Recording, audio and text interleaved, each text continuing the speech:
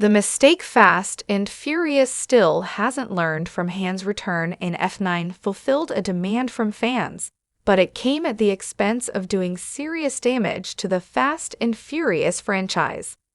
Han Lu was introduced in Fast and Furious Tokyo Drift, quickly becoming a fan-favorite character and carrying the franchise's third entry, without Dominic Toretto or Brian O'Connor to rely on.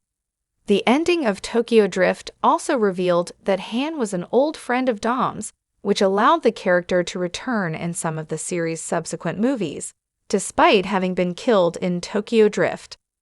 Han proved to be such a popular character that the entire Fast and Furious timeline was made needlessly complicated in order to allow him to appear in the entries 4 through 6, explaining that they all take place before the events of Tokyo Drift.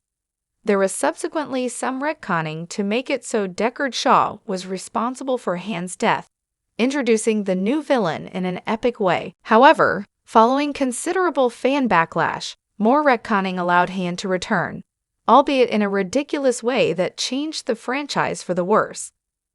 The fan backlash over Han's death was understandable, given the popularity of the character. The reveal that Shaw was the one driving the car that presumably killed Han was a fun reveal in Furious 7, but the problem came with how Shaw was then developed as a character. Shaw ended up as one of several Fast and Furious villains who became heroes as he returned in Fate of the Furious, now working alongside Dom and his crew, leading to his own spin-off movie as a hero alongside Luke Hobbs with Hobbs and Shaw. Fans were not happy to see the Fast family suddenly hanging out with and being cordial with the man who killed one of their friends, and it felt as though Han's death was being forgotten. This led to a campaign among fans demanding #JusticeForHan, and the creators of the Fast and Furious franchise listened. As a result, Han was brought back in F9, with his entire death being revealed as a fake-out orchestrated by Mr. Nobody. It is explained that Han was actually working on a secret mission for Mr. Nobody, protecting a valuable piece of tech from falling into the wrong hands while also overseeing Young El. In order to keep them both protected, Mr. Nobody helped plan the fake death of Han, which just so happened to coincide with Shaw seeking revenge. As a result, Han was able to go into hiding until he emerged in F9 to help his old friends. It is another piece of retconning in the Fast and Furious franchise that simply falls apart under the weight of its ridiculous exposition.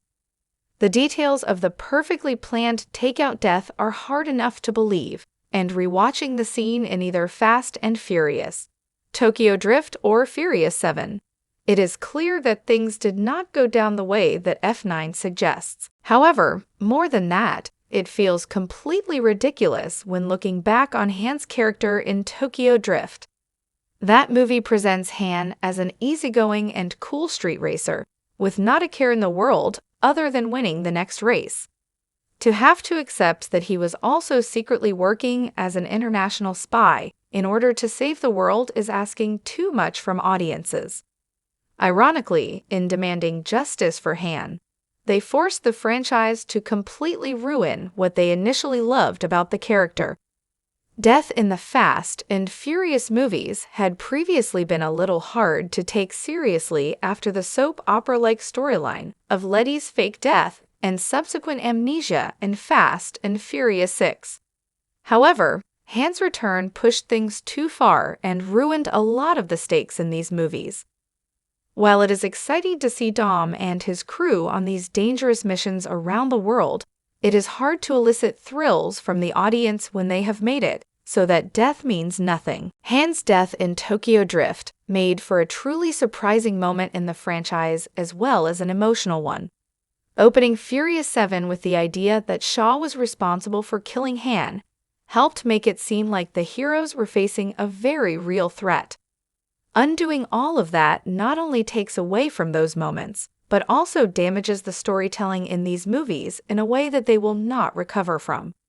As Fast X brought the franchise closer to its conclusion, it sought to raise the stakes in terms of what Dom and the others were facing. This included the apparent death of Jacob Toretto, as well as a cliffhanger in Fast X that suggests Tej, Roman, Ramsey, and Han could also have been killed.